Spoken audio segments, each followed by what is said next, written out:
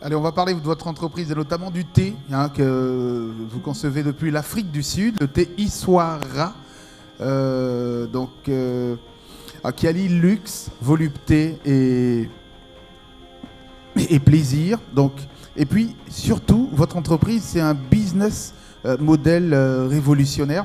Alors, expliquez-nous d'ailleurs la singularité de votre thé et puis la particularité de votre modèle d'entreprise. Alors, le thé que nous vendons à Isfara, que nous créons et produisons, est uniquement africain. Donc, l'idée, c'était vraiment de pouvoir euh, faire la promotion du thé en Afrique. L'Afrique n'est pas une région qui est très connue pour le thé. On parle souvent d'Asie plutôt.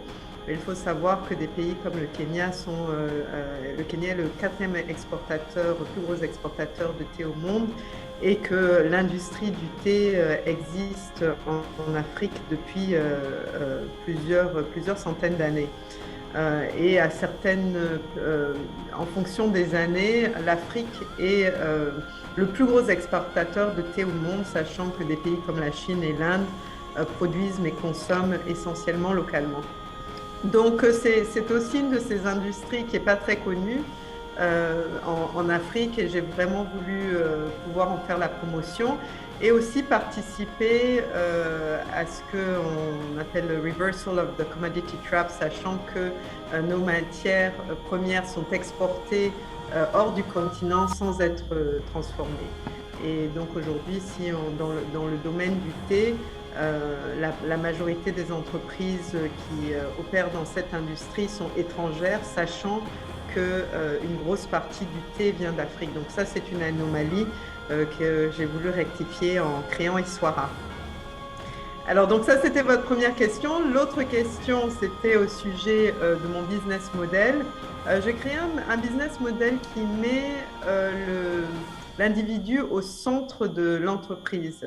Donc, on a des pratiques qui ne sont pas très courantes pour une entreprise, et surtout quand je compare à ma carrière précédente au sein du groupe General Electric. Donc, on est vraiment, j'ai construit Iswara, je dirais presque à l'opposé de tout ce que j'ai appris de ma carrière chez General Electric. Donc, par exemple, pour une entreprise qui produit du thé, nous n'avons pas, par exemple, de double shift. Donc aussi pour permettre que les employés puissent avoir une vie de famille. On ferme aussi très tôt, on ferme à 16 heures pour permettre aux employés à nouveau de pouvoir rentrer chez eux, s'occuper de leur famille, parce que pour moi, ce qui est important, c'est pas que la création d'un produit, mais c'est aussi comment est-ce qu'on façonne la société de demain. Et pour ça, donc, vu que les employés passent la majeure partie,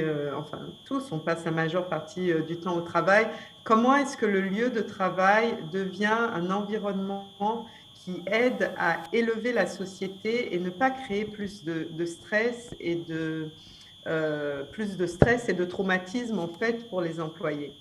Ça, c'est une des initiatives, mais aussi j'emploie des jeunes et des vieux pour aussi avoir une mixité et une transmission, une mixité d'âge, mais aussi une transmission de savoir. Donc, on favorise souvent dans les employés des gens qui ont été peut-être licenciés, qui avaient beaucoup d'expertise et puis qui n'étaient peut-être plus assez jeunes et qu'on a remplacés, par exemple, par des plus jeunes. Donc, souvent, en fait, dans mon processus de recrutement, je cherche justement ce genre de personnes parce que je ne voudrais pas que le savoir soit oublié, surtout le savoir en termes de production et d'usine. On a vraiment on a beaucoup d'initiatives. La flexibilité du travail, c'est quelque chose, et le télétravail, c'est quelque chose qu'on fait depuis le début. Mon entreprise aura 10 ans l'année prochaine et on n'a pas attendu le Covid pour faire le télétravail. Beaucoup d'enfants, en tout cas en Afrique du Sud, sont élevés par des femmes seules. Et donc, j'ai voulu pouvoir donner cette flexibilité à mes employés pour pouvoir justement avoir une vie de famille, s'occuper de leurs enfants, etc. Donc voilà, ça quelques exemples, mais évidemment, donc c'est toute une philosophie et un business model qui est assez différent de ce que je dirais on verrait dans la plupart des entreprises. En tout cas, bravo, félicitations. Et ça fonctionne. Il faut que je rajoute, ça Ça- fonctionne.